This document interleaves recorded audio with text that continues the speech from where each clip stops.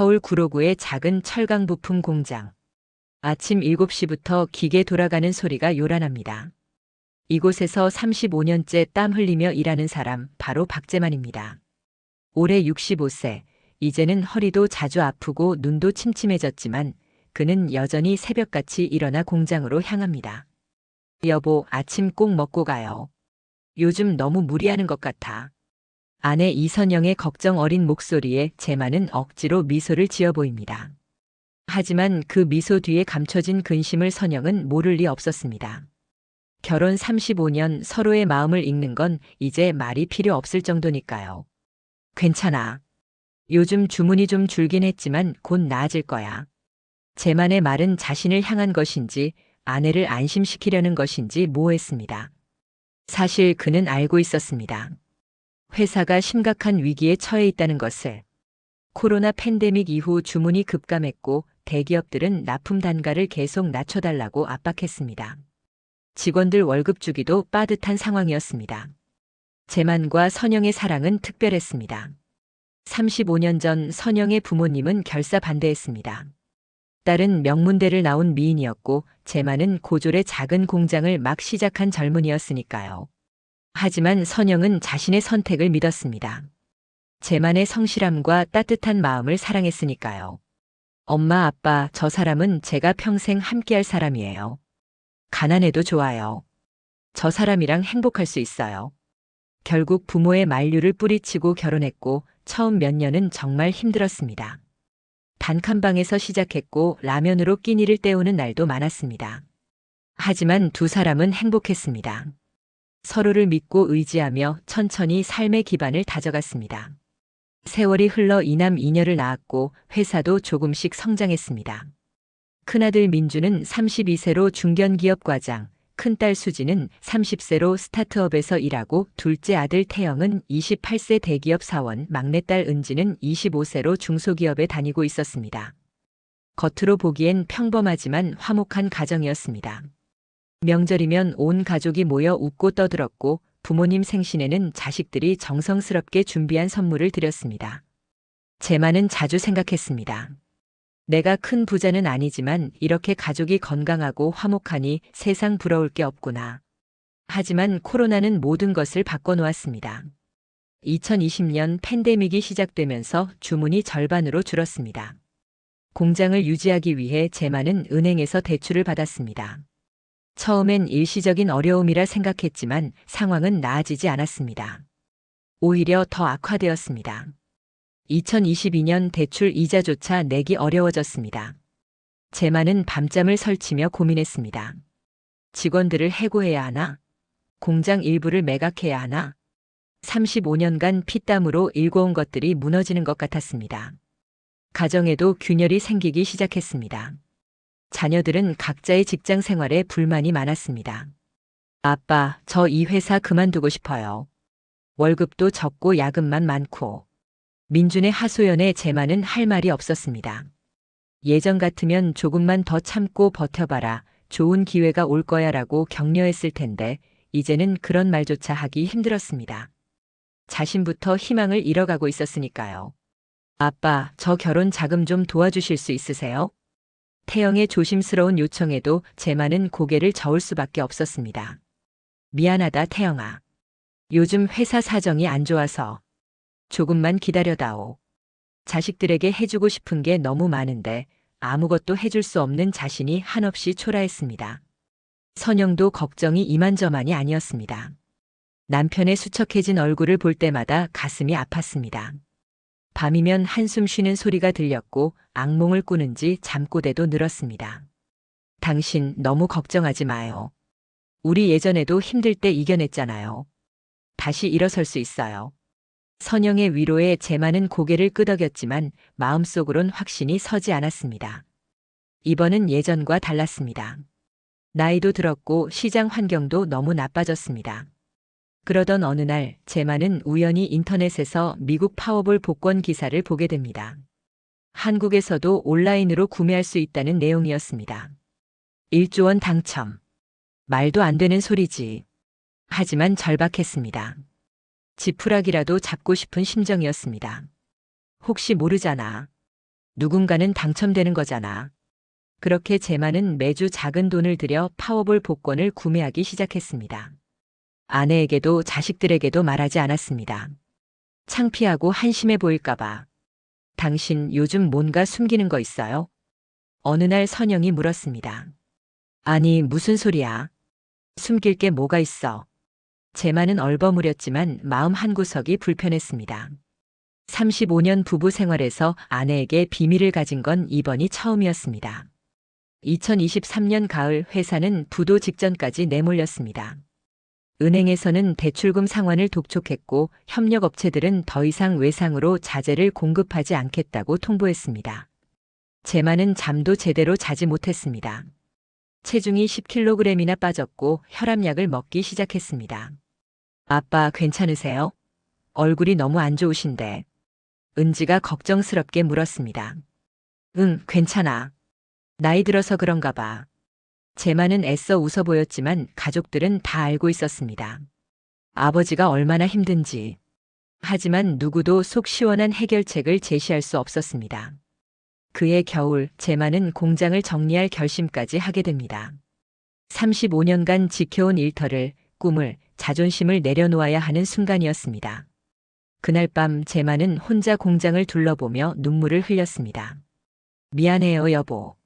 집에 돌아와 아내에게 말했습니다. 공장을 정리하려고 해요. 선영은 남편을 꽉 껴안았습니다.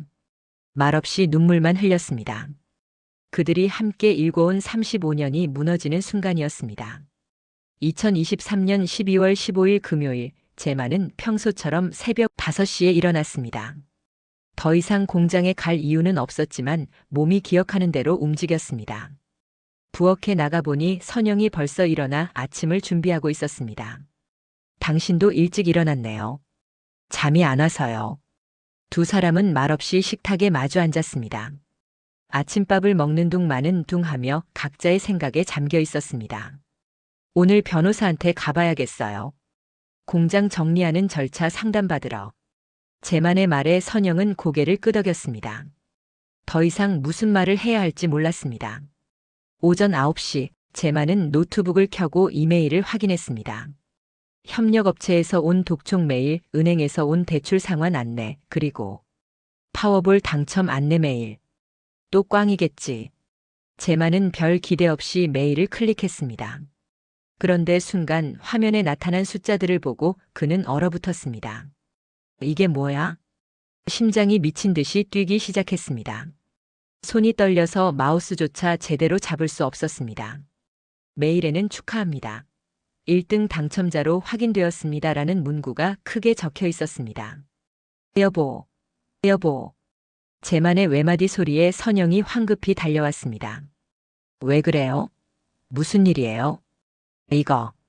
이거 봐요. 내가 당첨됐어. 선영은 남편이 정신이 이상해진 줄 알았습니다. 요즘 스트레스를 너무 많이 받아서 그런 건가 걱정이 앞섰습니다. 당신 진정해요. 무슨 당첨이에요? 파워볼 복권. 1등에 당첨됐다고. 제만은 떨리는 손으로 화면을 가리켰습니다. 선영도 화면을 보았습니다. 그리고 그녀 역시 말문이 막혔습니다. 이게 진짜예요? 모르겠어. 꿈인지 생시인지. 다시 확인해봐요. 두 사람은 몇 번이고 메일을 읽고 또 읽었습니다. 파워볼 공식 홈페이지에 접속해서 당첨 번호를 확인했습니다. 자신들이 산 복권 번호와 정확히 일치했습니다. 세상에. 선영은 그 자리에 주저앉아 울음을 터뜨렸습니다. 기쁨의 눈물이었는지 안도의 눈물이었는지 아니면 그간의 고통이 한꺼번에 터져 나온 것인지 알 수 없었습니다. 제만도 울었습니다.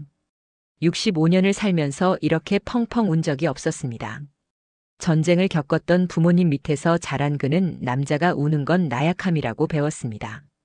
하지만 이 순간만큼은 참을 수 없었습니다. 여보, 우리 살았어요. 우리 다시 살 수 있어요. 두 사람은 한참을 서로를 껴안고 울었습니다. 정신을 차리고 파워볼 한국 사무소에 연락했습니다.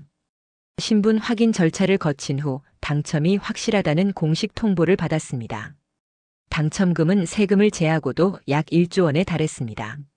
1조. 1조 원이라고요? 제만은 아직도 믿기지 않았습니다. 평생 벌어도 만질 수 없는 돈을 한순간에 손에 쥐게 되다니. 이것이 정말 현실인가 싶었습니다. 당첨금을 받는 과정은 생각보다 복잡했습니다. 변호사를 선임해야 했고 세무 상담도 받아야 했습니다. 하지만 제만은 기쁜 마음으로 모든 절차를 밟아갔습니다. 이제 걱정은 끝이라고 생각했습니다. 일주일 후 드디어 당첨금이 통장에 입금되었습니다. 그날 제만과 선영은 은행 잔액을 몇 번이고 확인했습니다. 0이 너무 많이 붙어서 눈이 아플 정도였습니다.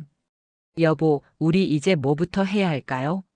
선영의 물음에 제만은 잠시 생각에 잠겼습니다. 일단 회사 빚부터 다 갚아야죠. 그리고 직원들한테 밀린 월급도 주고, 협력업체들한테도 외상값 다 갚고, 제만은 여전히 성실했습니다. 돈이 생겼다고 해서 달라진 건 없었습니다. 해야 할 일을 먼저 하는 것, 그것이 그의 방식이었습니다. 며칠 동안 제만은 바쁘게 움직였습니다. 은행 대출을 모두 상환했습니다. 협력업체 사장들을 일일이 찾아가 외상값을 갚고 고개를 숙여 사과했습니다. 사장님, 그동안 고생 많이 시켜드렸습니다. 제 형편이 어려워서 제때 돈을 못 드렸는데 오늘 다 갚았습니다. 정말 죄송합니다. 협력업체 사장들은 놀랐습니다. 요즘 같은 시절에 빚을 이렇게 깔끔하게 갚는 사람이 어디 있나. 모두들 제만의 손을 잡고 격려했습니다. 박 사장님 고생 많으셨습니다. 이제 좋은 일만 있을 겁니다. 직원들에게도 밀린 월급과 함께 상여금을 두둑이 챙겨주었습니다. 35년을 함께한 직원들, 가족 같은 사람들이었습니다. 그들의 눈물 어린 감사 인사에 제만도 뭉클했습니다. 이제 자식들에게 알릴 차례였습니다. 제만은 가족회의를 소집했습니다. 네 자녀가 모두 모인 주말 저녁 제만은 조심스럽게 입을 열었습니다. 얘들아, 너희한테 할 말이 있다. 무슨 일이세요, 아빠? 표정이 심각하신데. 민준이 물었습니다. 아빠가 복권에 당첨됐다. 네? 복권이요? 응. 파워볼이라고 미국 복권인데. 1등에 당첨됐어. 잠시 침묵이 흘렀습니다. 자식들은 서로의 얼굴을 쳐다보았습니다. 농담인가 싶었습니다. 아빠 얼마나 당첨되신 건데요? 수진이 조심스럽게 물었습니다. 약 1조 원. 그 순간 거실은 아수라장이 되었습니다. 누군가는 소리를 질렀고 누군가는 울음을 터뜨렸습니다. 태영은 그 자리에서 벌떡 일어나 아버지를 껴안았습니다. 아빠, 진짜예요? 정말이에요? 막내 은지는 믿기지 않는다는 표정으로 계속 물었습니다. 아빠, 농담 아니죠? 진짜 1조 원이에요? 응, 진짜다. 세금 떼고 나서도 1조 원 정도 된다. 그제야 자식들은 현실을 받아들이기 시작했습니다. 가난하진 않았지만 부유하지도 않았던 평범한 가정에 갑자기 천문학적인 돈이 생긴 것입니다. 아빠, 그럼 이제 회사는 어떻게 하실 거예요? 민준이 물었습니다. 회사는 다시 일으켜 세울 생각이야. 오히려 더 확장하려고. 이제 돈 걱정 없이 제대로 사업을 해볼 수 있잖아. 제만의 눈빛은 다시 살아났습니다. 몇 달 전만 해도 죽은 듯 했던 그의 눈에 다시 생기가 돌았습니다. 그리고 너희들한테도 하나씩 도와줄 게 있어. 제만은 자식들을 바라보았습니다. 민준이는 그동안 회사 그만두고 싶다고 했지. 이제 하고 싶은 일 찾아서 해도 돼. 아빠가 지원해 줄게. 정말요, 아빠? 민준의 얼굴이 환해졌습니다. 수진이도 마찬가지야. 안정적으로 뭔가 하고 싶은 거 있으면 해봐. 태영이 넌 결혼 준비하고 싶다고 했지? 걱정하지 마. 은지, 넌 아직 어리니까 천천히 생각해봐. 자식들은 감격했습니다. 그동안 경제적인 이유로 포기했던 꿈들을 다시 꿀 수 있게 된 것입니다. 그날 밤 박재만 가족의 집은 오랜만에 웃음소리로 가득 찼습니다. 코로나 이후 처음으로 가족 모두가 진심으로 행복해하는 순간이었습니다. 여보, 우리 정말 운이 좋은 것 같아요. 그날 밤 잠자리에 들면서 선영이 말했습니다. 그러게. 신이 우리한테 기회를 준 것 같아. 이제 정말 행복하게 살 수 있을 거야. 재만도 행복한 미소를 지었습니다. 하지만 그들은 아직 몰랐습니다. 이 엄청난 행운이 가져올 예상치 못한 변화들을, 돈이 가족에게 어떤 영향을 미칠지, 그저 지금 이 순간의 기쁨에 취해 있을 뿐이었습니다. 2024년 1월 박재만 가족은 서울 강남구 청담동의 대저택으로 이사를 했습니다. 땅 300평에 건물 150평 규모의 저택이었습니다. 방만 9개, 화장실 7개, 지하에는 와인 저장고와 홈시어터까지 갖추고 있었습니다. 와, 이게 정말 우리 집이에요? 은지는 저택 이곳저곳을 돌아다니며 신기해했습니다. 1층 거실만 해도 예전에 살던 집 전체 크기와 비슷했습니다. 어머, 주방 좀 봐요. 냉장고가 2개나 있어요. 선영도 들뜬 목소리로 외쳤습니다. 시스템 키친, 식기세척기, 대형 오븐까지 요리하는 걸 좋아하는 선영에게는 꿈의 주방이었습니다. 이사한 지 일주일 후 재만은 저택 관리를 위해 사람을 고용하기로 했습니다. 이렇게 큰 집을 가족들만 관리하기엔 무리였습니다. 인력 소개소를 통해 3사람을 채용했습니다. 첫 번째는 운전기사 강민우였습니다. 29세의 민우는 키 183cm에 단정한 외모를 가진 청년이었습니다. 군 제대 후 운전기사 경력이 5년째인 그는 예의 바르고 말씨도 부드러웠습니다. 안녕하십니까, 사장님. 강민우라고 합니다. 최선을 다하겠습니다. 깔끔한 정장 차림에 90도로 인사하는 모습이 인상적이었습니다. 재만은 마음에 들었습니다. 두 번째는 가정부 한수진이었습니다. 24세의 수진은 청순한 외모에 큰 눈을 가진 아가씨였습니다. 요리와 청소 경력이 3년이고 특히 한식 요리에 자신 있다고 했습니다. 어르신 정성껏 모시겠습니다. 수진의 밝은 미소에 선영도 호감을 느꼈습니다. 세 번째는 집사 윤태영이었습니다. 52세의 태영은 호남형 외모에 차분한 인상을 풍겼습니다. 대기업 임원집에서 10년간 집사로 일한 경력이 있었고 저택 관리 전반에 대한 노하우가 풍부했습니다. 사장님 댁의 모든 것을 완벽하게 관리하겠습니다. 태영의 능숙한 말투와 자신감 있는 태도에 재만은 믿음이 갔습니다. 이렇게 새로운 인물들이 박재만 가족의 일상에 들어왔습니다. 처음에는 모두가 어색했습니다. 평생 남에게 시중을 받아본 적 없던 가족들은 어떻게 대해야 할지 몰라 전전긍긍했습니다. 엄마, 집사님한테 반말해도 되는 거예요? 은지가 작은 목소리로 물었습니다. 글쎄, 엄마도 처음이라 잘 모르겠네. 선영도 난감했습니다. 평생 검소하게 살았던 그녀에게 일하는 사람들을 부린다는 것 자체가 불편했습니다. 하지만 시간이 지나면서 조금씩 익숙해졌습니다. 민우는 아침마다 차를 닦고 준비해 두었습니다. 수지는 새끼 식사를 정성껏 준비했고 집안 구석구석을 깨끗하게 청소했습니다. 태영은 일정 관리부터 각종 심부름까지 척척 처리했습니다. 재만의 회사도 새롭게 도약했습니다. 낡은 기계들을 최신 설비로 교체하고 공장 부지도 2배로 확장했습니다. 직원들도 30명에서 80명으로 늘렸습니다. 이제는 대기업들과 대등하게 협상할 수 있는 규모가 되었습니다. 박 사장님, 이번 프로젝트 저희 쪽으로 넘겨주시면 좋은 조건 드리겠습니다. 예전에 갑질하던 대기업 구매팀장들이 이제는 재만에게 굽신거렸습니다. 돈의 힘이었습니다. 자식들의 생활도 달라졌습니다. 민주는 회사를 그만두고 자신이 하고 싶었던 카페 사업을 시작했습니다. 강남 한복판에 200평 규모의 고급 카페를 열었습니다. 인테리어에만 5억 원을 투자했습니다. 아빠, 카페 오픈했어요. 한번 오셔서 구경하세요. 민주는 들떠 있었습니다. 평생 남의 밑에서 일하는 게 싫었는데 이제 자기 사업을 할 수 있게 된 것입니다. 수지는 스타트업을 그만두고 유학을 준비했습니다. 프랑스 파리로 요리 유학을 가기로 했습니다. 어릴 때부터 요리사가 꿈이었지만 경제적인 이유로 포기했었습니다. 엄마, 저 정말 가도 돼요? 그럼. 가서 열심히 배워와. 엄마가 응원할게. 선영은 딸의 꿈을 지지했습니다. 태영은 결혼 준비에 박차를 가했습니다. 연인과 함께 강남에 50평짜리 신혼집을 계약했고 유럽으로 신혼여행을 계획했습니다. 아빠, 정말 감사해요. 아빠 덕분에 제대로 된 결혼식 올릴 수 있게 됐어요. 태영은 눈물을 글썽이며 아버지에게 감사를 표했습니다. 은지도 회사를 그만두고 대학원 진학을 준비했습니다. 미국 유학도 알아보고 있었습니다. 모든 것이 순조로워 보였습니다.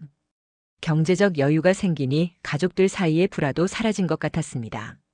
명절에 모이면 예전보다 더 화기애애했습니다. 우리 가족 정말 운이 좋은 것 같아. 이제 걱정 없이 살 수 있겠어. 제만은 만족스러웠습니다. 하지만 서서히 아주 조금씩 변화의 조짐이 나타나기 시작했습니다. 민우는 매일 아침 차를 준비하면서 저택 안을 관찰했습니다.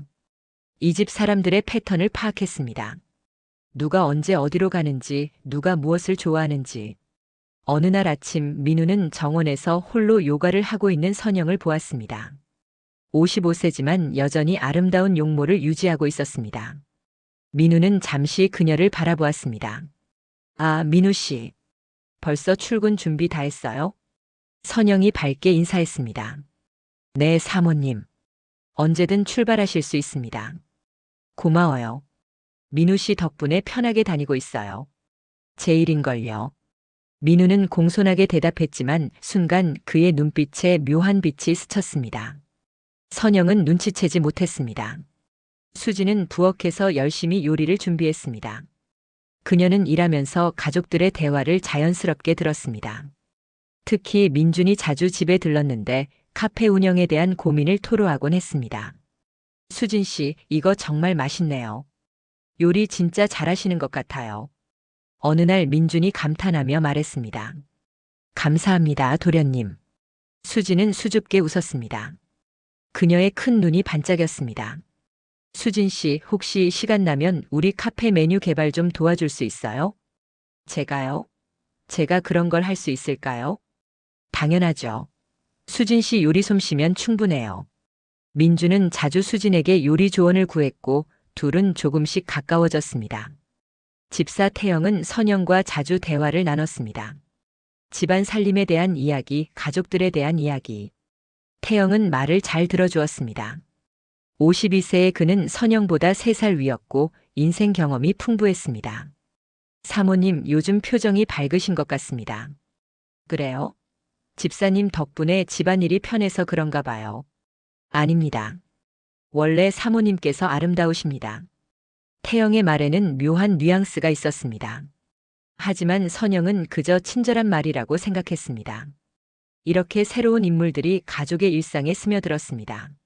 아직은 아무 일도 일어나지 않았습니다.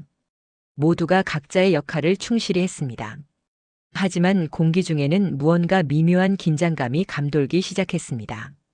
아직 누구도 눈치채지 못한 아주 작은 변화들이 일어나고 있었습니다. 큰 돈이 생긴 후 사람들의 마음속 깊은 곳에서 무언가 꿈틀거리고 있었습니다. 욕망, 질투, 유혹. 아직은 수면 아래 잠겨 있지만 언젠가는 터져나올 감정들이었습니다.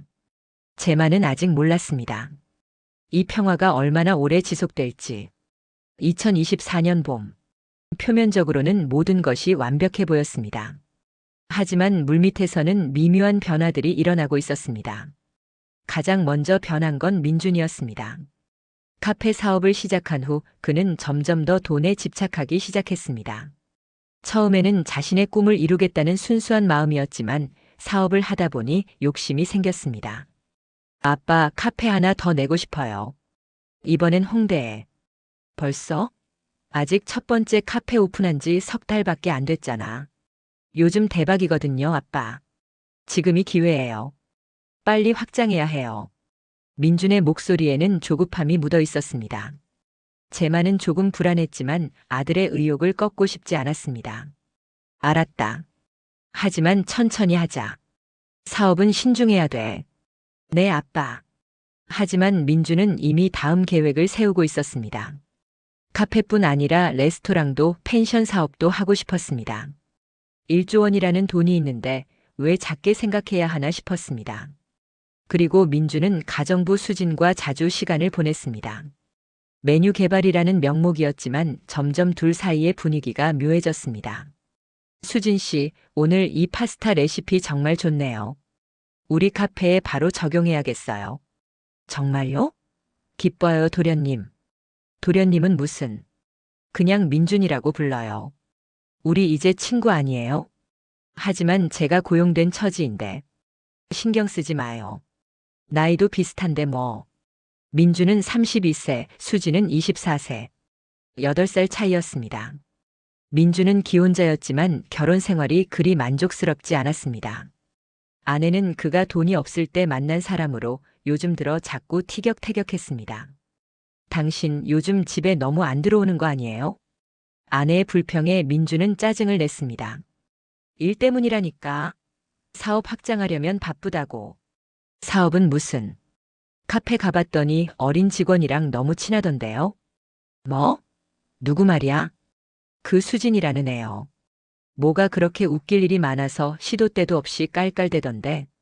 어이가 없네. 일 이야기하는 거라고. 부부싸움이 잦아졌습니다. 민주는 점점 집보다 카페에 있는 시간이 더 길어졌습니다. 한편 선영에게도 변화가 있었습니다. 55세, 여전히 아름다운 그녀였지만 오랜 결혼 생활에서 오는 권태를 느끼고 있었습니다. 제만은 여전히 일만 생각했고 그녀에게 로맨틱한 감정을 표현하는 일이 드물었습니다. 당신 요즘 회사 일 좀 줄이면 안 돼요? 이제 돈도 많은데 조금 쉬어도 되잖아요. 여보, 사업은 그렇게 하는 게 아니야. 지금이 확장할 때라고. 제만도 변했습니다. 돈이 생기자 더 큰 사업가가 되고 싶었습니다. 부자들의 모임에도 참석하고 골프도 배우기 시작했습니다. 집에 있는 시간이 줄었습니다. 선영은 외로웠습니다. 아이들은 다들 자기 일에 바빴고 남편은 집에 없었습니다. 큰 저택에 혼자 있는 시간이 많아졌습니다. 사모님, 오늘 기분이 안 좋아 보이십니다. 집사 태영이 조심스럽게 물었습니다. 아니에요. 그냥 좀 무료해서요. 혹시 필요하신 게 있으시면 말씀하세요. 제가 도와드리겠습니다. 태영은 항상 선영의 기분을 살폈습니다. 커피를 타다 주고 필요한 물건을 미리 준비해두고 이야기 상대가 되어주었습니다. 집사님은 참 세심하세요. 사모님을 모시는 게 제 일이니까요. 태영의 눈빛에는 무언가 더 있었습니다. 단순한 고용관계 이상의 감정. 하지만 선영은 아직 그것을 눈치채지 못했습니다. 운전기사 민우도 선영을 자주 관찰했습니다. 차를 운전하면서 문을 열어주면서 그는 항상 선영을 의식했습니다. 사모님, 오늘 어디 가시나요? 백화점 좀 가려고요. 알겠습니다. 편안하게 모시겠습니다. 민우는 젊고 잘생긴 외모를 가졌습니다. 선영도 무의식적으로 그를 의식하기 시작했습니다. 별뜻 없는 의식이었지만 그것이 시작이었습니다. 자식들 사이에서도 미묘한 경쟁이 시작되었습니다. 누가 부모에게 더 사랑받는가, 누가 더 많은 재산을 받을 것인가. 언니 아빠한테 프랑스 유학비 1억 받았다며? 나도 미국 유학 가고 싶은데. 은지가 수진에게 말했습니다. 그건 내가 요리를 배우러 가는 거잖아. 너는 뭘 배우러 가는데? MBA라도 하지. 언니만 특별 대우받는 거 아니야? 무슨 소리야, 오빠들도 다들 받았잖아. 오빠들은 사업 자금이고 언니는 유학비고. 나만 없어. 형제자매 간의 질투와 경쟁심이 고개를 들기 시작했습니다. 돈이 많아지자 오히려 서로 더 많이 챙기려는 마음이 생긴 것입니다. 태영은 결혼을 앞두고 있었지만 그도 변했습니다. 약혼자에게 더 큰 다이아몬드 반지를 사주고 싶었고 더 비싼 신혼집으로 옮기고 싶었습니다. 아빠, 신혼집 좀 더 큰 걸로 바꾸면 안 될까요? 50평은 좀 작은 것 같아서. 태영아, 50평이면 충분히 크다. 너무 욕심 부리지 마. 하지만 형은 카페에 몇 억씩 쓰잖아요. 저는 결혼 한 번 하는데. 자식들은 서로를 비교하기 시작했습니다. 누가 더 받았는지, 누가 더 사랑받는지. 제만은 이런 분위기를 감지하지 못했습니다. 그는 회사 일에 몰두했고 자식들이 각자 잘 지내고 있다고 생각했습니다. 어느 날 저녁 드물게 가족이 모두 모였습니다. 저녁 식사 자리에서 분위기가 이상했습니다. 아빠, 저도 사업 자금 좀 더 받을 수 있을까요? 민준이 먼저 입을 열었습니다. 더? 이미 많이 줬잖아. 카페 확장하려면 더 필요해요. 나도 유학 자금 더 필요해. 수진이 거들었습니다. 나도 결혼 자금 좀 더. 태영까지 가세했습니다. 아빠, 나만 없어요. 나도 뭔가 해보고 싶은데. 은지도 끼어들었습니다. 제만은 당황했습니다. 얘들아, 너희 너무 욕심 부리는 거 아니냐? 욕심이요? 아빠, 우리한테 준 거보다 회사에 더 많이 쓰셨잖아요. 민준이 따졌습니다. 그건 사업이니까. 사업은 사업이고 자식들은 자식들이죠. 공평하게 나눠야죠. 분위기가 험악해졌습니다. 선영이 중재에 나섰습니다. 얘들아, 그만해라. 아빠 속상하시겠다. 엄마는 몰라요. 우리가 얼마나 오랫동안 참고 살았는데. 수진이 울먹였습니다. 그날 저녁 식사는 불편한 침묵 속에 끝났습니다. 가족들은 각자의 방으로 흩어졌습니다. 제만은 선영에게 말했습니다. 여보, 우리 뭔가 잘못되고 있는 것 같아. 나도 그 생각이 들어요. 돈이 생기고 나서 애들이 변한 것 같아. 우리도 변한 건 아닐까? 두 사람은 서로를 바라보았습니다. 걱정과 불안이 가득한 눈빛이었습니다. 밤늦게 제만은 홀로 서재에 앉아 있었습니다. 창밖을 바라보며 생각에 잠겼습니다. 돈이 우리를 행복하게 해줄 줄 알았는데 오히려 우리를 갈라놓고 있는 건 아닐까? 하지만 이미 시작된 변화를 되돌리기엔 너무 늦었습니다. 욕망의 씨앗은 이미 뿌려졌고 이제 무섭게 자라나고 있었습니다. 2024년 여름 균열은 더욱 깊어졌습니다. 민준과 아내의 관계는 파국으로 치달았습니다. 그는 점점 더 많은 시간을 카페에서 그리고 수진과 함께 보냈습니다. 어느 날 저녁 그는 늦은 시간에 집에 들어왔고 아내와 큰 싸움을 벌였습니다. 당신 정말 그 애랑 아무 사이도 아니에요? 몇 번을 말해야 알아들어. 일 때문이라니까. 일하는 사람이 매일 밤 10시 넘어 들어와요. 주말에도 카페 간다고 나가고. 사업 확장하는 중이라고. 이해 좀 해줘. 이해는 무슨. 당신 변했어요. 돈 생기고 나서 완전히 다른 사람이 됐어요. 아내는 울면서 방으로 들어가 버렸습니다. 민준은 거실 소파에 주저앉아 한숨을 쉬었습니다. 사실 민준도 혼란스러웠습니다. 수진에게 감정이 생긴 건 사실이었습니다. 아내와는 다른 신선한 매력이 있었습니다. 젊고 밝고 그를 존경하는 눈빛으로 바라보는 수진. 도련님 정말 대단하세요. 이렇게 빨리 사업을 키우시다니. 수진의 칭찬은 그의 자존심을 만족시켰습니다. 아내는 항상 잔소리만 했지만 수진은 달랐습니다. 어느 날 민준과 수진은 새로 오픈할 카페 인테리어를 보러 갔습니다. 둘만의 시간이었습니다. 민준 씨, 여기 정말 좋네요. 인테리어도 예쁘고. 그렇지? 수진 씨 의견도 많이 반영했어요. 저한테 이렇게 잘해주셔서 감사해요. 순간 둘 사이에 미묘한 긴장이 흘렀습니다. 민준은 수진을 바라보았고 수진도 그를 올려다보았습니다. 수진 씨. 네. 민준은 충동적으로 수진의 손을 잡았습니다. 수진은 놀라 손을 빼려 했지만 민준은 놓지 않았습니다. 수진 씨가 좋아요. 도련님 안 돼요. 저는 이 집 고용인이에요. 그런 거 상관없어요.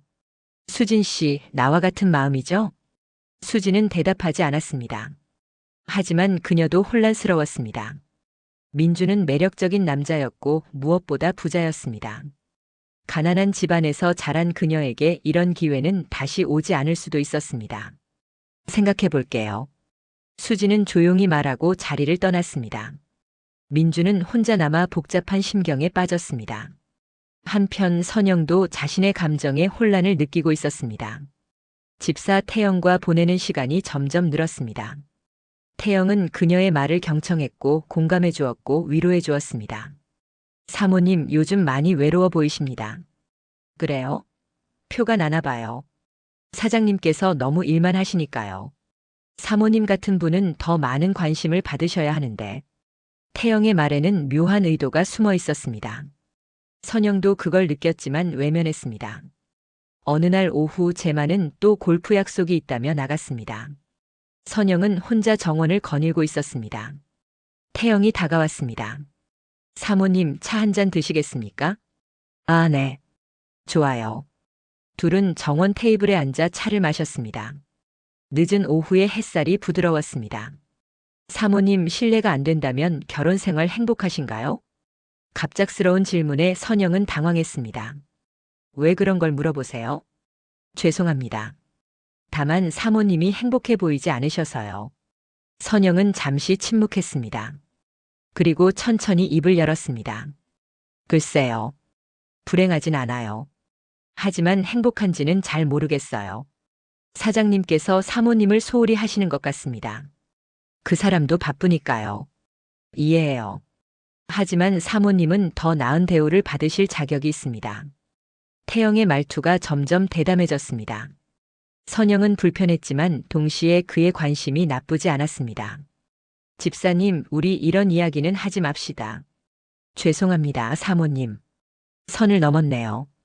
하지만 그날 이후 두 사람 사이에는 보이지 않는 선이 생겼습니다. 의식하지 않으려 해도 의식되는 관계. 운전기사 민우는 선영을 더욱 노골적으로 대했습니다. 어느 날 차 안에서 그는 말했습니다. 사모님 정말 아름다우십니다. 뭐라고요? 아, 죄송합니다. 그냥 제 생각을 말한 거예요. 민우 씨, 그런 말은 하지 마세요. 하지만 진심인걸요. 사장님은 정말 복 받으신 분이에요. 선영은 얼굴이 화끈거렸습니다. 화가 나야 하는데 이상하게도 기분이 나쁘지 않았습니다. 오랜만에 여자로서 인정받는 느낌이었습니다. 집안의 공기는 점점 더 무거워졌습니다. 가족 식사 자리도 어색했습니다.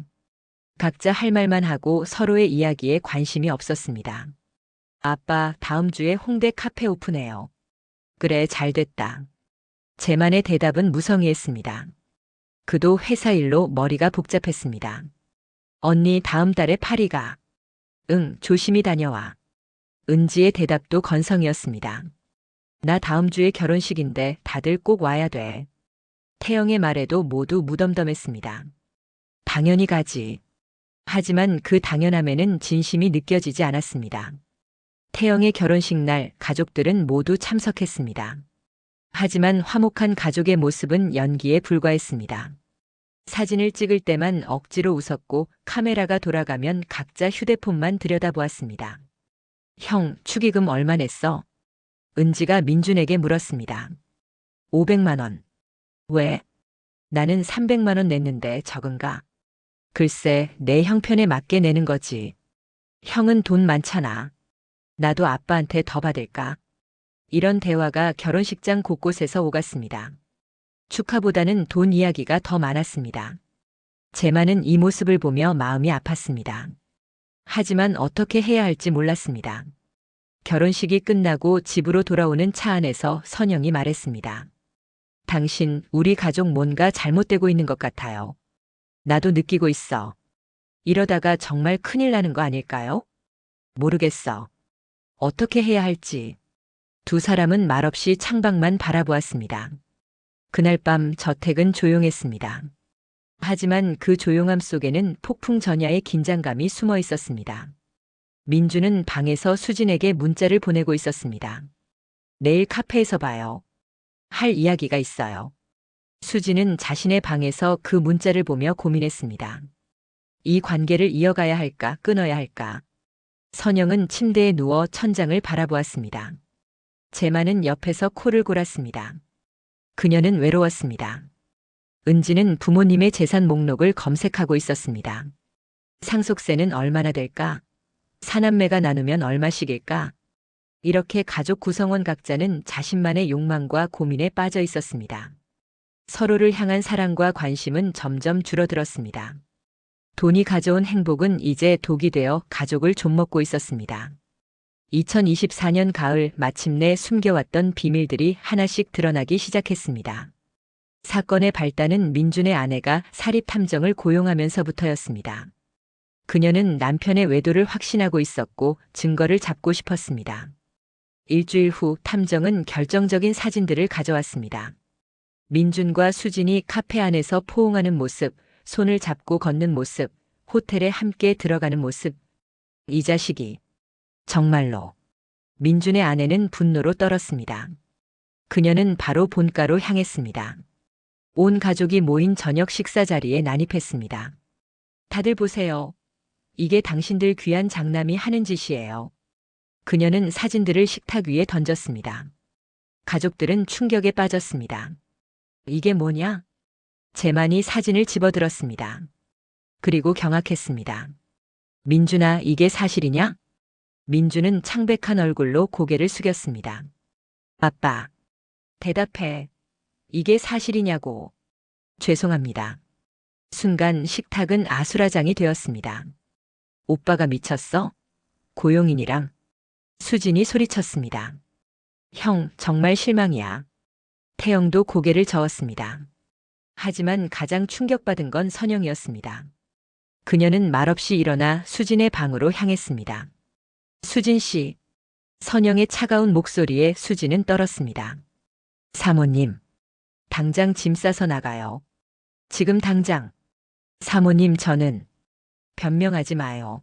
내가 믿고 집에 들였는데 이게 무슨 짓이에요? 수진은 울면서 짐을 쌌습니다. 1시간 후 그녀는 저택을 떠났습니다. 민준의 아내도 이혼 서류를 내밀었습니다. 당신과는 끝이에요. 이혼해요. 여보, 잘못했어. 다시는 안 그럴게. 다시는? 이미 늦었어요. 위자료 많이 받을 거예요. 당신 부모 돈 많잖아요. 민주는 무릎을 꿇었지만 아내의 마음은 돌아서지 않았습니다. 이 사건으로 가족 전체가 흔들렸습니다. 하지만 이것은 시작에 불과했습니다. 며칠 후 더 큰 폭탄이 터졌습니다.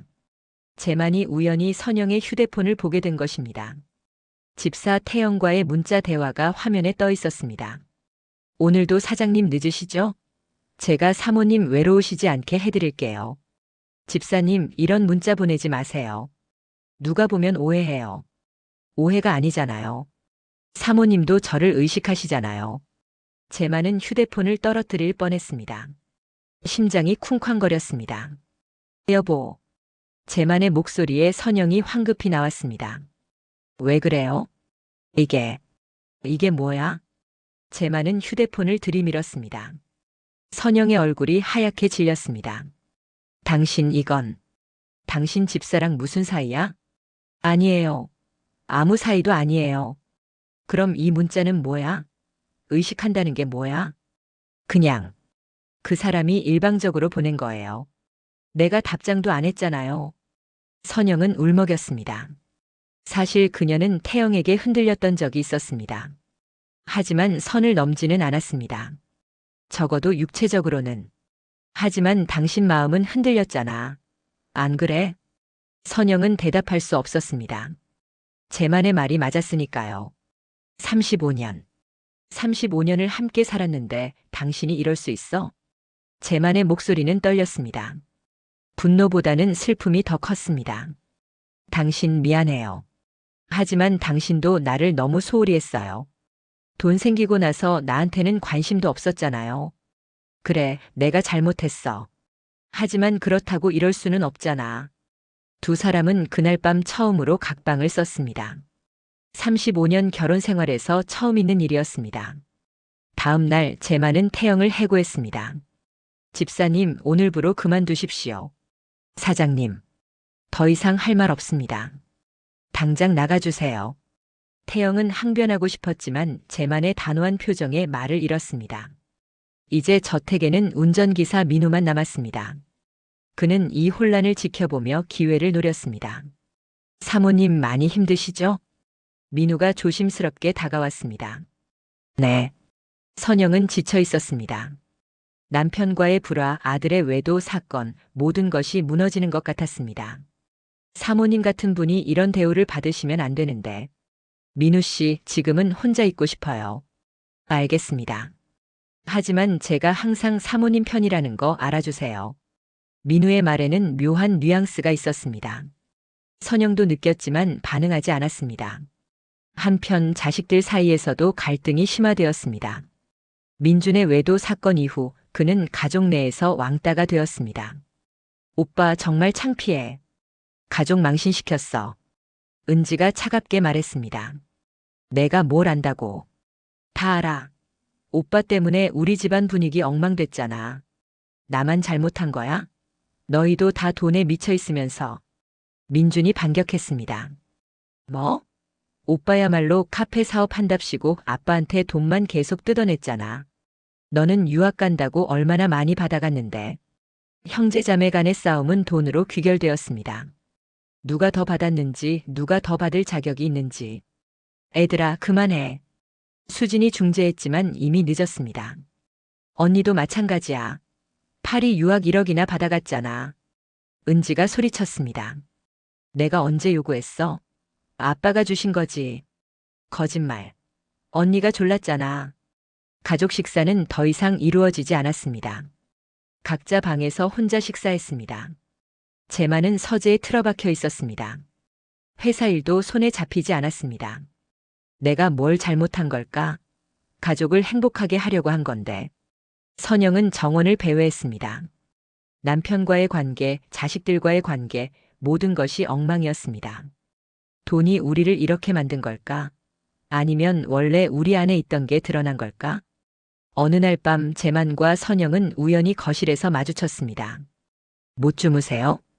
선영이 조심스럽게 물었습니다. 응. 당신도? 네. 잠시 침묵이 흘렀습니다. 여보, 우리 어떻게 된 거예요? 선영의 목소리가 떨렸습니다. 모르겠어. 정말 모르겠어. 재만도 지쳐 있었습니다. 돈이 생기면 행복할 줄 알았는데 오히려 다 망가뜨렸네요. 내 욕심이 너무 컸나 봐. 회사 키운답시고 돈 많이 번답시고 정작 중요한 걸 잃어버렸어. 두 사람은 서로를 바라보았습니다. 35년을 함께한 부부. 하지만 지금은 서로가 낯설었습니다. 우리 다시 돌아갈 수 있을까요? 선영이 물었습니다. 모르겠어. 이미 너무 많이 틀어진 것 같아. 그날 밤 두 사람은 각자의 방으로 돌아갔습니다. 하지만 각자 같은 생각을 했습니다. 우리 가족을 되돌릴 방법은 없을까? 2024년 겨울 상황은 더욱 악화되었습니다. 민준의 이혼 소송이 진행되었고 아내는 50억 원의 위자료를 요구했습니다. 재만은 아들의 잘못이라는 걸 알면서도 돈을 대줄 수밖에 없었습니다. 아빠, 죄송해요. 제가 너무 한심해요. 민준은 눈물을 흘렸습니다.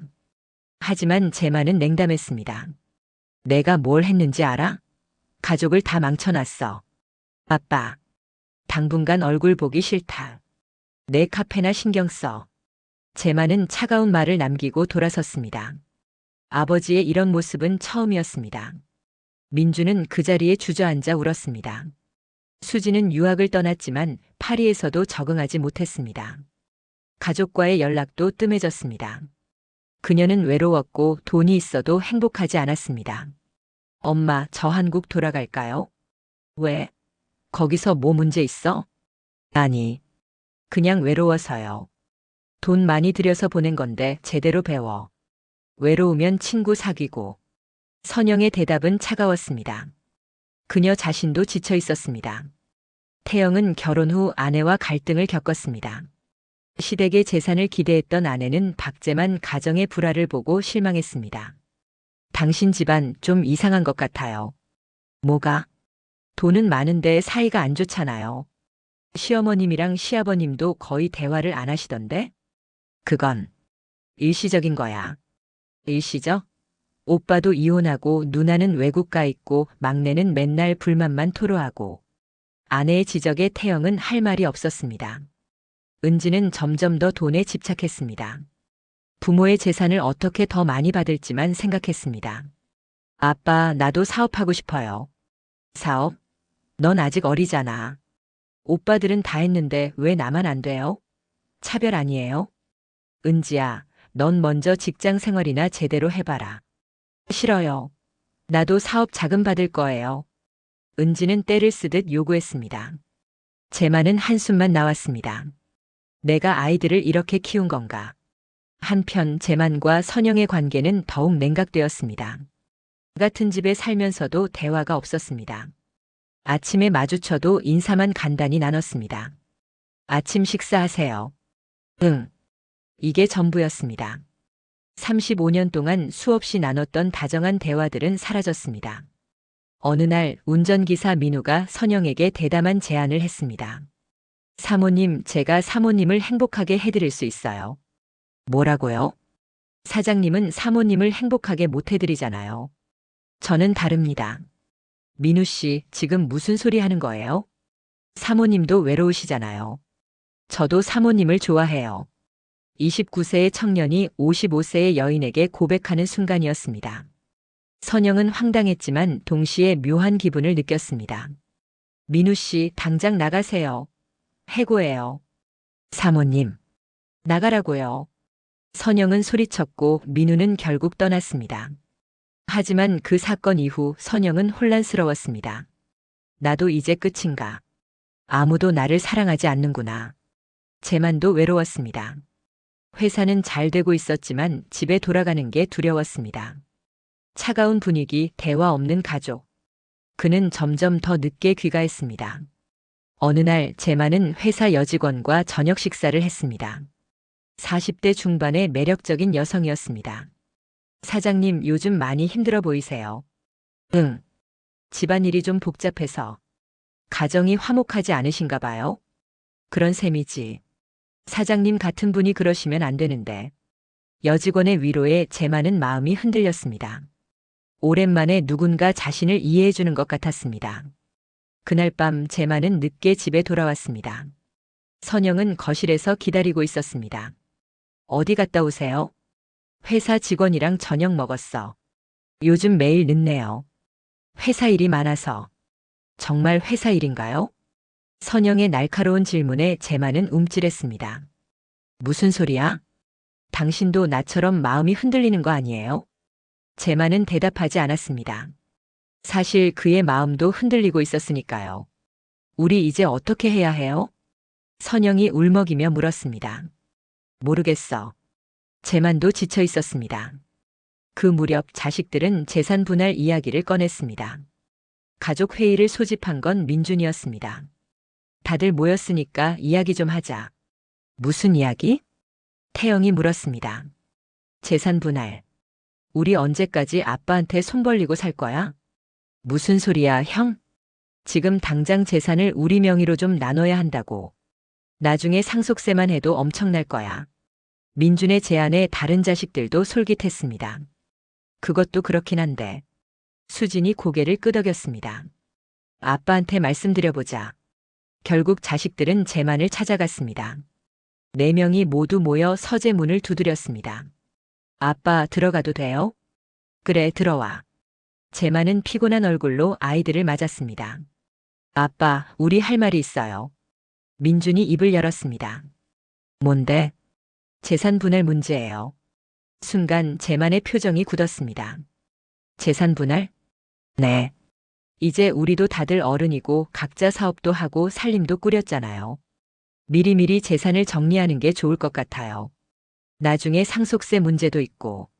민준의 말에 다른 자식들도 거들었습니다. 저도 그렇게 생각해요, 아빠. 수진도 조심스럽게 말했습니다. 제만은 자식들의 얼굴을 하나하나 바라보았습니다. 그들의 눈에는 돈에 대한 욕심이 가득했습니다. 사랑은 보이지 않았습니다. 너희들, 지금 뭐 하는 거니? 제만의 목소리가 떨렸습니다. 아빠, 오해하지 마세요. 우리가 욕심 부리는 게 아니라. 욕심 아니면 뭐야? 내가 아직 살아있는데 재산 분할 타령이야? 아빠, 그게 아니라 세금 문제가. 세금은 내가 알아서 할 거야. 너희가 걱정할 일 아니야. 제만이 소리를 질렀습니다. 35년 인생에서 자식들에게 이렇게 화를 낸 건 처음이었습니다. 아빠, 왜 이러세요? 우리가 잘못 생각한 거예요? 은지가 울먹였습니다. 잘못 생각한 게 아니라 잘못된 거야. 너희들 언제부터 이렇게 됐니? 돈밖에 모르는 인간들이 됐어? 제만의 눈에서 눈물이 흘렀습니다. 나는 너희를 행복하게 해주고 싶었어. 돈이 생겨서 좋았어. 너희한테 해주고 싶은 거 다 해줄 수 있으니까. 근데 이게 뭐야? 너희는 그저 돈만 원하는 거야? 자식들은 아무 말도 하지 못했습니다. 나가. 다들 나가. 제만의 외침에 자식들은 하나둘 방을 나갔습니다. 복도에서 그들은 서로를 쳐다봤습니다. 형 때문이야. 괜히 말을 꺼내가지고. 은지가 투덜댔습니다. 뭐? 너희도 다 찬성했잖아. 민준이 반박했습니다. 어쨌든 이제 아빠 기분 나쁘게 했잖아. 어떡하려고? 수진이 한숨을 쉬었습니다. 그날 밤 제만은 혼자 술을 마셨습니다. 선영이 걱정스럽게 다가왔습니다. 당신 괜찮아요? 괜찮을 리가 있어? 우리 자식들이 저렇게 됐는데. 제만은 눈물을 흘렸습니다. 내가 잘못했어. 돈을 너무 쉽게 줬어. 고생 없이 얻은 돈은 사람을 망치는구나. 선영도 눈물이 났습니다. 그녀도 같은 생각이었습니다. 우리 어떻게 해야 할까요? 모르겠어. 정말 모르겠어. 두 사람은 오랜만에 서로를 껴안고 울었습니다. 35년 부부가 함께 흘리는 슬픔의 눈물이었습니다. 며칠 후 제만은 중대한 결심을 했습니다. 그는 가족 전체를 거실에 소집했습니다. 다들 모였지? 네, 아빠. 오늘 중요한 발표를 하려고 모였어. 제만은 심호흡을 했습니다. 나는 모든 재산을 기부하기로 했어. 뭐라고요? 자식들이 동시에 소리쳤습니다. 1조 원 전부 다. 불우한 이웃을 돕는 재단을 만들 거야. 아빠 미쳤어요? 우리는요? 민준이 벌떡 일어났습니다. 너희한테는 각자 10억씩 줄게. 그걸로 알아서 살아. 10억? 겨우 10억이요? 1조 원인데? 10억이면 충분해. 그 돈으로 열심히 일하면서 살아. 말도 안 돼. 우리가 아빠 자식이잖아요. 은지가 울부짖었습니다. 자식이 맞아. 그래서 10억씩 주는 거야. 나머지는 정말 필요한 사람들한테 줄 거야. 제만은 단호했습니다. 여보, 당신 진심이에요? 선영이 놀라서 물었습니다. 응. 이게 맞는 것 같아. 돈이 우리 가족을 망쳤어. 이제 그 돈으로 다른 사람들을 돕고 싶어. 자식들은 항의했지만 제만의 결심은 확고했습니다. 아빠, 다시 생각해 주세요. 안 돼. 이미 결정했어. 다음 주에 재단 설립 절차 시작할 거야. 그날 가족은 완전히 무너졌습니다. 자식들은 부모를 원망했고 부모는 자식들에게 실망했습니다. 밤늦게 자식들은 몰래 모여 회의를 했습니다. 아빠를 설득해야 해. 민준이 말했습니다. 어떻게? 아빠 고집 셋이잖아. 법적으로 막을 방법은 없을까?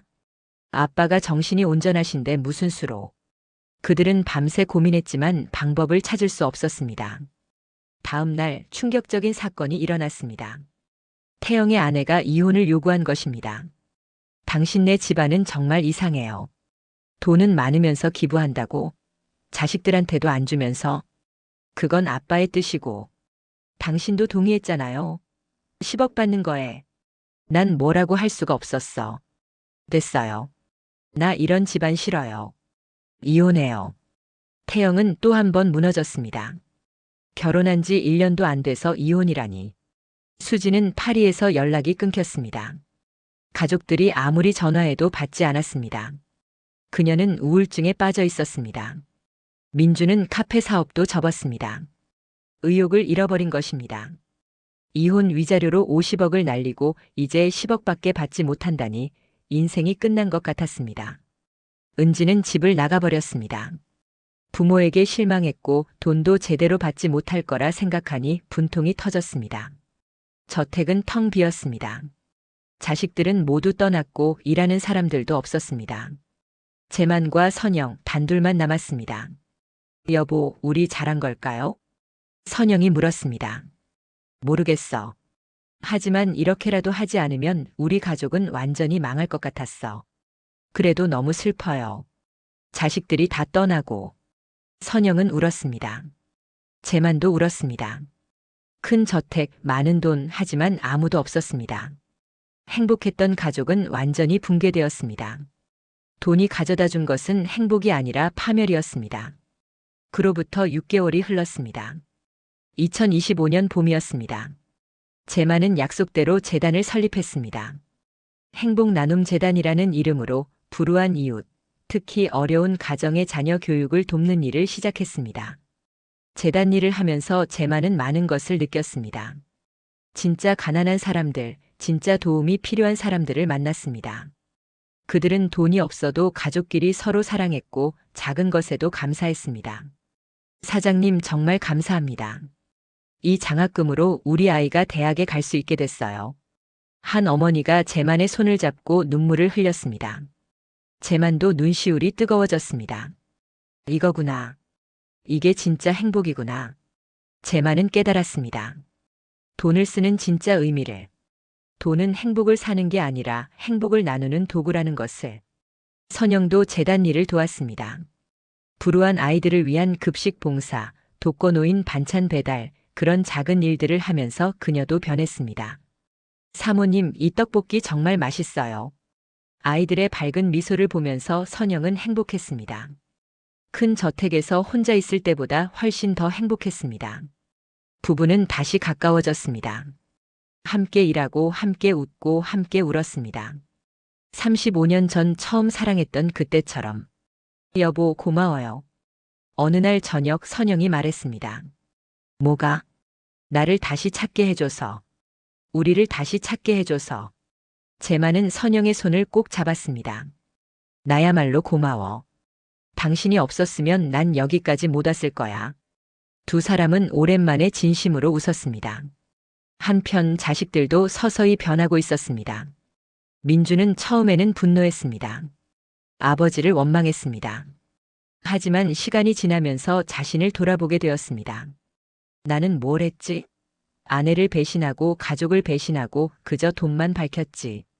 그는 10억을 받아 작은 식당을 시작했습니다. 화려한 카페가 아니라 서민들이 편하게 올 수 있는 작은 식당. 직접 요리하고 직접 서빙했습니다. 처음엔 힘들었지만 점점 보람을 느꼈습니다. 사장님, 이 김치찌개 정말 맛있어요. 손님의 칭찬에 민주는 뿌듯했습니다. 돈을 많이 버는 것보다 사람들에게 맛있는 음식을 대접하는 게 더 기뻤습니다. 그리고 민주는 전 아내를 찾아갔습니다. 미안해. 정말 미안해. 이제 와서 무슨 변명 안 할게. 내가 잘못했어. 용서는 못 해줘도 내 진심은 받아줘. 전 아내는 눈물을 흘렸습니다. 분노도 있었지만 한편으론 이렇게 달라진 민준이 대견했습니다. 당신, 많이 변했네요. 응. 모든 걸 잃고 나니까 보이더라. 진짜 중요한 게 뭔지. 둘은 재결합하지는 않았지만 적어도 서로를 용서할 수 있었습니다. 수지는 파리에서 돌아왔습니다. 우울증 치료를 받고 정신적으로 회복된 후였습니다. 엄마, 아빠 죄송해요. 괜찮아, 딸아. 돌아와줘서 고마워. 선영은 딸을 꼭 껴안았습니다. 수지는 부모님의 재단 일을 도왔습니다. 그녀의 요리 실력으로 아이들에게 맛있는 음식을 만들어 주었습니다. 언니, 이거 너무 맛있어요. 아이들의 순수한 미소를 보면서 수지는 깨달았습니다. 파리의 고급 레스토랑에서 일하는 것보다 여기서 아이들에게 음식을 만들어주는 게 훨씬 의미 있다는 것을.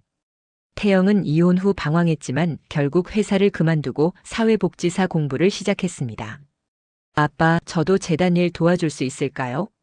그래. 우리 아들 정말 자랑스럽다. 제만은 아들을 꼭 안아주었습니다. 태영은 10억으로 작은 아파트를 사고 나머지는 저축했습니다. 돈을 쓰는 게 아니라 지키는 법을 배웠습니다. 막내 은지가 가장 늦게 돌아왔습니다. 집을 나간 후 친구 집을 전전하며 방황했던 그녀는 결국 부모님을 찾아왔습니다. 엄마, 아빠. 제가 너무 철없었어요. 은지는 무릎을 꿇고 울었습니다. 일어나, 은지야. 부모가 자식한테 사과받을 일은 없어. 제만이 딸을 일으켜 세웠습니다. 아빠, 저 이제 알겠어요. 돈이 중요한 게 아니라는 거. 그래, 잘 깨달았구나. 은지도 대학원에 다니면서 재단 일을 도왔습니다.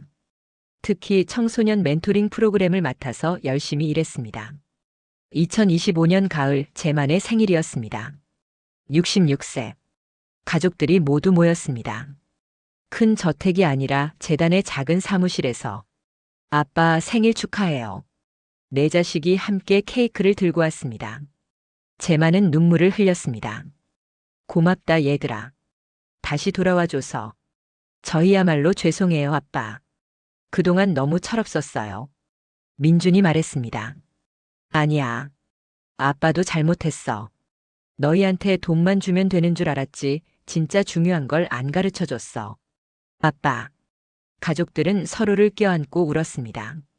지난 1년간의 고통, 슬픔, 후회가 모두 눈물로 흘러나왔습니다.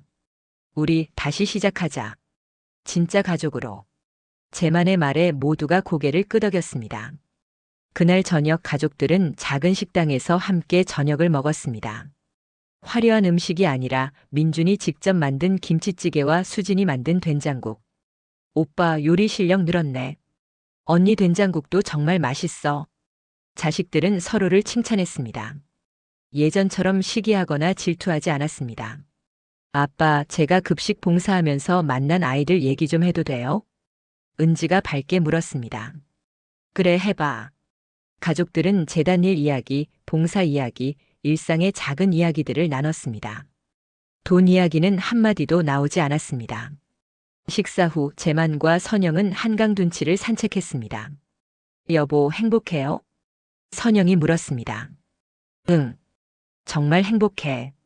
돈이 많았을 때보다 지금이 훨씬 더 행복해. 저도요. 큰 집에 살 때보다 지금 작은 아파트에 사는 게 더 편해요. 두 사람은 1조 원을 기부하고 저택을 팔고 이제는 30평짜리 아파트에 살고 있었습니다. 하지만 그 어느 때보다 행복했습니다. 우리 참 많은 걸 배웠죠? 그래. 돈이 행복을 주는 게 아니라 사랑이 행복을 준다는 거. 그리고 나누는 게 갖는 것보다 더 큰 기쁨을 준다는 거. 선영이 재만의 팔을 꼭 잡았습니다. 당신 사랑해요. 35년 전에도 지금도. 나도 사랑해, 여보. 두 사람은 한강을 바라보며 걸었습니다. 석양이 아름다웠습니다. 그로부터 몇 년 후 행복나눔재단은 한국에서 가장 존경받는 재단 중 하나가 되었습니다. 수천 명의 아이들이 장학금을 받았고 수만 명의 어르신들이 도움을 받았습니다. 재만은 언론 인터뷰에서 말했습니다. 1조 원이 제게 가르쳐 준 것은 돈 자체가 나쁜 게 아니라는 겁니다. 돈을 어떻게 쓰느냐가 중요하죠. 처음에 저는 돈으로 가족을 행복하게 하려 했습니다. 하지만 실패했어요. 오히려 가족을 망쳤죠. 그런데 그 돈으로 다른 사람들을 도우니까 진짜 행복이 찾아왔습니다. 그리고 가족도 다시 하나가 되었어요. 가장 큰 교훈이 뭐였나요? 기자가 물었습니다. 행복은 가지는 게 아니라 나누는 거라는 것입니다. 그리고 가족은 돈으로 살 수 없다는 것. 사랑과 관심, 진심만이 가족을 지킬 수 있습니다. 그날 저녁 재단 사무실에서 가족들이 모였습니다. 매주 금요일마다 함께 모이는 게 이제는 전통이 되었습니다. 아빠, 오늘 한 아이가 저한테 편지를 줬어요. 은지가 편지를 펼쳤습니다. 은지 언니 고마워요. 언니 덕분에 제 꿈을 포기하지 않을 수 있었어요. 저도 커서 언니처럼 다른 사람들을 돕는 사람이 될게요. 읽다가 울었어요. 나도 오늘 할머니 한 분이 우리가 만든 반찬 드시고 너무 좋아하셨어. 수진도 밝게 말했습니다. 우리 식당에 단골 손님이 된 할아버지가 계신데 매일 오셔서 제 김치찌개를 드세요. 이게 세상에서 제일 맛있다고 하시더라고요. 민준도 웃으며 말했습니다. 저는 오늘 한 청소년을 상담했는데 그 아이가 형 덕분에 학교 다시 다니고 싶어졌어요 라고 하더라고요. 태영도 뿌듯한 표정이었습니다. 재만은 가족들을 바라보며 미소 지었습니다. 너희들 정말 자랑스럽다. 이제 진짜 어른이 된 것 같구나. 아빠 덕분이에요. 아빠가 우리한테 진짜 중요한 게 뭔지 가르쳐 주셨잖아요. 아니야. 너희가 스스로 깨달은 거야. 나는 그저 기회를 준 것뿐이야. 선영이 남편의 손을 잡았습니다. 우리 가족, 이제 진짜 행복한 것 같아요. 맞아요, 엄마. 예전에는 돈은 많았지만 불행했는데 지금은 돈은 적지만 정말 행복해요. 은지가 말했습니다. 그날 밤 재만은 일기를 썼습니다. 2025년 11월 15일. 오늘로 당첨된 지 정확히 2년이 되었다. 1조 원 평생 상상도 못할 돈이었다. 그 돈으로 나는 모든 것을 가질 수 있다고 생각했다. 하지만 그 돈은 오히려 모든 것을 빼앗아갔다. 가족의 사랑, 서로의 신뢰, 진정한 행복. 그러나 그 돈을 내려놓으니 진짜 행복이 찾아왔다. 가족이 돌아왔다. 사랑이 돌아왔다. 이제 나는 안다.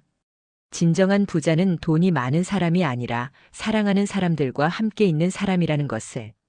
나눌 수 있는 사람이 진정한 부자라는 것을. 나는 1조 원을 잃었지만 그보다 더 큰 것을 얻었다. 가족의 사랑, 진정한 행복, 그리고 삶의 의미를. 감사하다. 이 모든 경험에 제만은 일기장을 덮고 옆에서 자고 있는 선영을 바라보았습니다. 그녀의 평화로운 얼굴. 55년 인생, 35년 결혼 생활, 많은 우여곡절이 있었지만 지금 이 순간이 가장 행복했습니다. 제만은 조용히 일어나 창밖을 바라보았습니다. 작은 아파트지만 이곳이 세상에서 가장 따뜻한 곳이었습니다. 멀리서 교회 종소리가 들렸습니다. 제만은 작은 기도를 올렸습니다. 감사합니다. 이 모든 시련을 통해 진정한 행복이 무엇인지 깨닫게 해주셔서, 우리 가족을 다시 하나로 만들어주셔서, 이제 남은 인생, 다른 사람들을 돕는 데 쓰겠습니다. 진정한 행복을 나누겠습니다. 그로부터 10년 후 2035년. 박제만은 76세가 되었습니다. 행복나눔재단은 이제 아시아 전역으로 확대되었습니다. 수만 명의 아이들이 교육을 받았고 수십만 명의 어르신들이 도움을 받았습니다. 네 자식들은 모두 재단에서 일하고 있었습니다. 민주는 재단 이사, 수지는 급식 사업 총괄, 태영은 복지 프로그램 책임자, 은지는 교육 사업 담당자. 그들은 모두 행복하게 살고 있었습니다. 큰 부자는 아니지만 의미 있는 일을 하며 가족과 함께 있었습니다. 제만과 선영은 여전히 30평 아파트에 살고 있었습니다. 건강도 예전 같지 않았지만 매일 재단에 나가 일했습니다. 여보, 오늘 몇 시에 출근해요? 9시에. 오늘 새로운 장학생 면접이 있어. 나도 같이 갈게. 급식소 점검해야 해서. 두 사람은 여전히 함께 일하고 함께 웃고 함께 살아갔습니다. 어느 가을 오후 온 가족이 모였습니다. 이제는 손주들도 있었습니다. 12명의 손주들이 할아버지 할머니 주위에서 뛰어놀았습니다. 할아버지는 왜 돈을 다 기부하셨어요? 7살 손자가 물었습니다. 제만은 손자를 무릎에 앉히고 말했습니다. 할아버지가 깨달은 게 있단다. 돈은 많이 가지고 있으면 무거워. 하지만 나눠주면 가벼워지지. 그리고 그 가벼움이 진짜 행복이란다. 돈을 나눠주면 행복해져요? 응. 다른 사람이 행복해하는 걸 보면 나도 행복해지거든. 그게 진짜 행복이야. 손자는 고개를 끄덕였습니다. 아직 어려서 완전히 이해하진 못했지만 할아버지의 따뜻한 미소만은 알 수 있었습니다. 해질녘 제만과 선영은 다시 한강을 산책했습니다. 10년 전에도 걸었던 그 길. 여보, 후회 없어요? 뭐가? 1조 원 다 기부한 거요. 하나도. 당신은? 나도요. 오히려 그때 기부하길 정말 잘했다고 생각해요. 그래. 그 돈 가지고 있었으면 우리 가족 정말 망했을 거야. 두 사람은 웃었습니다. 석양이 아름다웠습니다. 한강물은 황금빛으로 반짝였습니다. 당신 진짜 부자가 뭔지 알아요? 선영이 물었습니다. 뭔데? 사랑하는 사람과 함께 석양을 바라보며 걸을 수 있는 사람. 제만은 선영의 손을 꼭 잡았습니다. 맞아. 우리 진짜 부자네. 그럼요. 세상에서 제일 부자죠. 두 사람은 석양을 바라보며 걸었습니다. 손을 꼭 잡고 함께. 1조 원은 사라졌지만 진정한 행복은 남았습니다. 그리고 그것으로 충분했습니다. 이 이야기는 우리에게 묻습니다. 진정한 행복은 무엇일까요? 돈일까요? 아니면 사랑일까요? 갖는 것일까요? 아니면 나누는 것일까요? 여러분의 답은 무엇인가요?